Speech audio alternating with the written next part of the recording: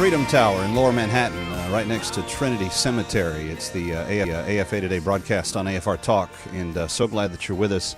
And evidently this broadcast hitting a nerve with people because many of you are writing, and not only are you writing to try to win the books, but you're including comments in your emails that are extremely encouraging. Kevin McCullough is my name. It's 888-589-8840 is the number, 888-589-8840. Steve Deace, during the break, a number of people commenting so wholeheartedly, saying, I'm appreciating what Mr. Deace is saying. This is an incredible resource. We've needed something like this for the longest time. And I'm just summarizing there, Steve, but this is something that I think people are hungry for, and I'm hoping that the message of how you've laid it out and how accessible it is, people can really get their head around, put their fingers on this book, read it, consume it, and start making changes immediately. Because obviously, when you've got small kids and you're thinking about the future and you want to hope that you leave something better than what you got, it's going to require a lot of people being mobilized that aren't currently. And you go back to the previous caller and his frustration. And you and I are hearing this from our audiences all over the country every day. They are tired of the system as it currently exists. But there is something we can do about it. There is a primary process. You know, and I talk a lot about this in the book, Rules for Patriots. One of the greatest mistakes we have made is we sit back and wait for the system to tell us who the alternatives are going to be. When we can get involved in primaries, they don't cost as much money. It often doesn't take as many voters to sway public opinion.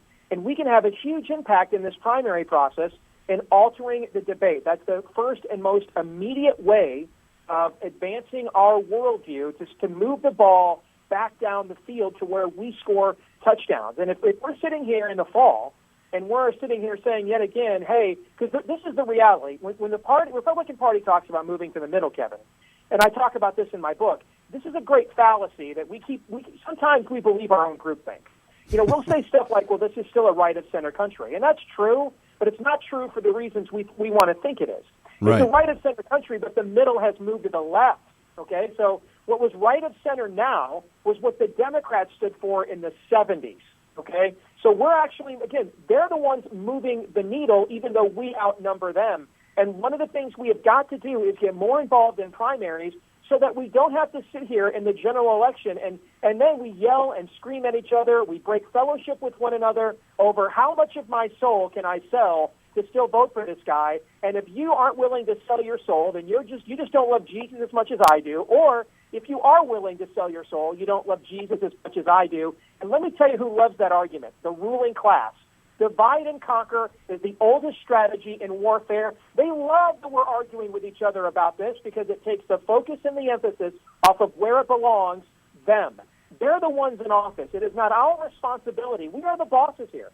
When you're hiring for a job, do you sit there and look at potential candidates and say, gee, I wonder how much of this guy's crappy performance I'm willing to put up with in order to hire them? No. You look for the best candidate that you can possibly get. And that's what a primary is. It is the interviewing process. It is the candidate's job to sell you on hiring them, not your job to sell them on taking the job. Right. No, and I've very well said, very expertly explained. People have asked me about this on the street, and I've said, well, it's really simple. Here's the rules for elections. You vote your conscience, and you vote for purity in the primary. And when you get to the general, you vote to stop the most evil. So you're voting in favor of the most good in the primary, and then in the general, because you may not have the best candidates to pick from, you vote against the greatest evil. And they're like, well, I don't really agree with the guy I end up casting my vote for. Then get involved in the primary.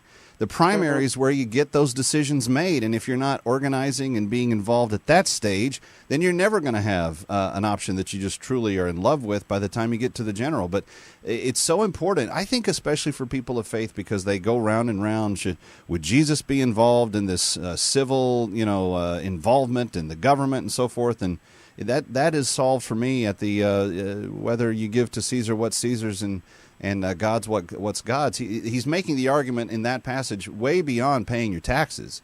It's doing everything necessary to make sure that your civil society is as it should be. It's stewardship is what it is. And in this society, we are the Caesar. So we have to take that into consideration as we are electing those that end up running the country on our behalf. Steve Deace is his name. SteveDeace.com is the website. That's DEACE.com. You can buy the book, Rules for Patriots, How Conservatives Can Win Again. It is a fabulous new hard copy from Post Hill Press, and I'm excited about it. David Limbaugh wrote the foreword for it, and I got to read portions of it as it was being written, and it was fun all the way through. So, Steve, thanks for letting me have that small role in it. But we've got more people that want to weigh in, and let's ask some more questions of Steve Deace. Linda in Mississippi, you're up next with Kevin McCullough and Steve Deace. Hi. Linda, are you there? Yes, I am. I didn't hear Linda. It got cut out. Sorry. Yes, I just want to thank both of you for making us informed voters. I listen to both of your programs every day. I'm just disappointed that I only get 1 hour of Steve's program out of his 3 hours. But your book is on my list for me, as well as my son, who is a Christian, patriot, and active member of the Tea Party. And I did have a question for Steve. Yeah, go ahead. He answered it when he talked about Paul using his citizenship as a platform for the gospel. My question was how to get our church family engaged in the culture war. When Mississippi tried to pass the pro-life amendment to our Constitution, we heard nothing from the pulpit, nothing. And that was very discouraging to us. And so my son, the Sunday before the Tuesday vote, stood out in front of the church building and handed out pamphlets. And he said nothing to the members except, we vote on Tuesday, please read this. We vote on Tuesday, please read this. We had members, of course some were grateful and took it. We had some that walked right inside the church building, threw it in the garbage. We had others that said, this is political. This has no business at the church house. And, that we almost left. We thought about leaving the congregation, and one of the patriarchs, an old man there, said, please don't leave. Our church family needs both of you here. So I just wanted to say thank you, because next time that they said politics don't belong in the church, he can say, I'm just doing what Paul did. I'm using my citizenship as a platform for the gospel. That's right. That's right. Linda, thanks for the call. Steve, that brings me to commandment number 10. You do encourage people to play offense, and that's certainly an example of that. But sometimes you do hit those brick walls. How can you consistently stay on offense even if you're taking a bullet or two from time to time? Well, I think the first thing is you've got to really know your worldview. Number two, you've got to have people around you, even if it's your own family or a small group of people that can encourage you. The Bible says a triple braided cord is tougher to break. We are created in the image of a God who in his very nature is a relationship, Father, Son, and Holy Spirit. So we are at our best actually working with one another, even if it's a small group. It's the old Samuel Adams line. History has never been changed by overruled or prevailing majorities, but always by morally convicted minorities. They're always the people that change history the most. I've given lots of talks over the years to pastors, Kevin, and one of the things I've asked them sometimes is, hey, raise your hand if you want to die with a congregation of 110 people, maybe.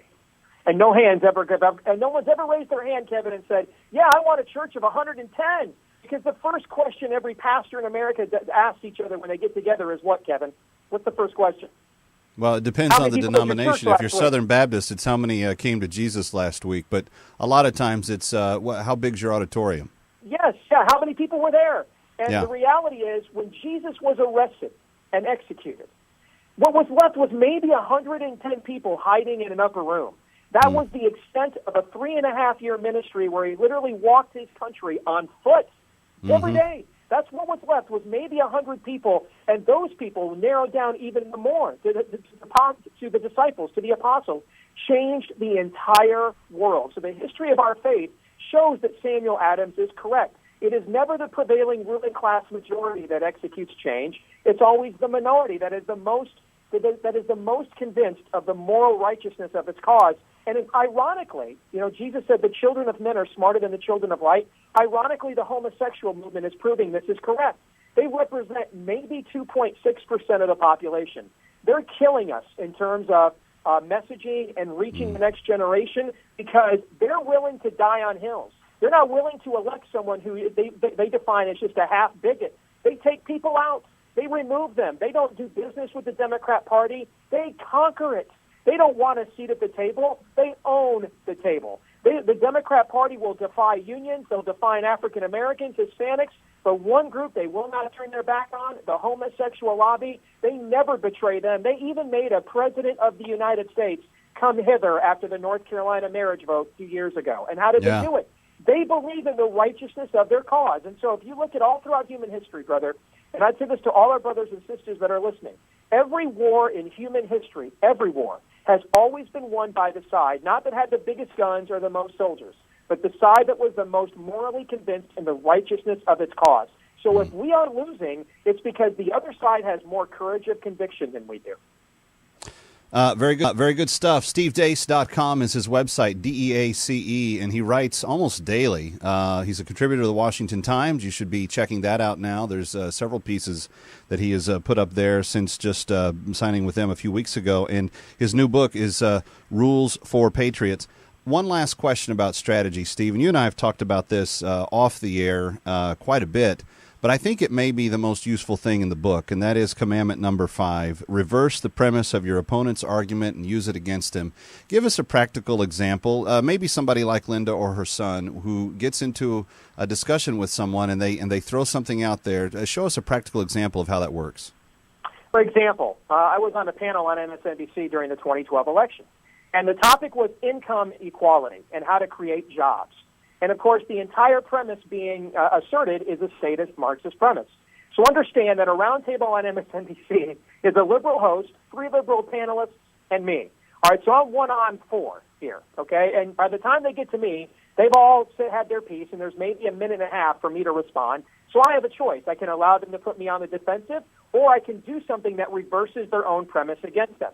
So I decided the latter. I asked them, hey, how many of you want to create jobs? And everybody said, well, that's what we're talking about. I said, all right, raise your hand if you've ever gotten a job from a poor person. Raise your hand. No hands went up. I waited a second, and I said, yeah, that's what I thought. All my jobs always came from rich people, too. So you guys explain to me how we're going to create jobs by punitively punishing the only people that are capable of creating them in the first place, and I'll hang up and listen. And that's the kind of stuff I'm talking about. How do you reverse the other team's premise against them, put them on the defensive so they have to answer these kinds of questions? What's happening right now, Kevin, I'll leave your audience with this. We are allowing the left to reimagine all of Western civilization without actually telling people what that will mean for them. For example, look at marriage. It's just 2 people living together, but we don't ever make them show that that's going to cost other people their freedom of religion and their free speech. And by then, it's too late when the consequences are already suffered. We have got to find champions that 140 characters or less on Twitter in 30 seconds in a commercial, standing on a debate stage with 9 out of the Republican candidates in about a minute and a half, can flip the moderator's phony baloney question around on him and force the other side to actually defend what they believe. Most of the American people don't believe anything. They're just reacting to what they think works and what doesn't work. There are many hearts and minds there to be converted if we only can find the right champion that can actually deploy a system that forces them to critically ask the questions about existence itself. And unless we can do that, and I think this book provides a blueprint for those sorts of champions to be trained or to eventually emerge, unless we are able to do this, then we're going to see the greatest experiment in human freedom ever devised in God's creation. We're going to see it lost in our generation. There's no doubt about that. His name is Steve Deace. I'm Kevin McCullough. The website is stevedeace.com, DEACE.com. The book is Rules for Patriots, How Conservatives Can Win Again. The foreword by David Limbaugh, the brother of that other talk show host. And I want you to get a copy of this. Steve, the email continuing to come in, and most people, not just, again, hoping to try to win a copy of the book, and we're going to give one to number 17 and number 76 emailers that come in, but people are saying, I've been looking for this for decades. This is a very key strategic text that Steve Deace has written, friends. I don't say that about many things. I do say that about this. You need to absorb what he's penned here, because these will give you the basic ground rules of how you can begin to make a difference. And at the end of the day, Steve, it's really not about just being right. You'd be amazed at how many relationships you can just kill on the goal of just being right. The issue is being effective and convincing and pulling to reality what the truth is, and then having the clarity of people that are observing it to go, hey, that really matters. And this is what I think you kind of expose in the book. You're showing us, you're pulling back the curtain on several different things and saying, hey, if we do this differently and if we just adopt some of these basic strategies, we can, in fact, make a difference. And I think you've done Christianity, the conservative movement, America as a whole, Steve, a great service by writing this book. So I want to say thank you for doing that. And thanks for spending the hour with us. Thank you, Kevin. It's always an honor, man. I appreciate it. Thank you. All right. SteveDeace.com, DEACE.com, and Rules for Patriots. If you haven't gotten your copy, go and get one now, and then start putting it into practice. That's what counts. All right, coming up next, Brian Fisher and Focal Point on AFR Talk. I know that he'll have the latest on that Malaysian airliner, the top stories of the day as well, where you always go. Focal Point every afternoon here on AFR Talk. I'm Kevin McCullough. We'll see you on the Tuesday edition next time right here.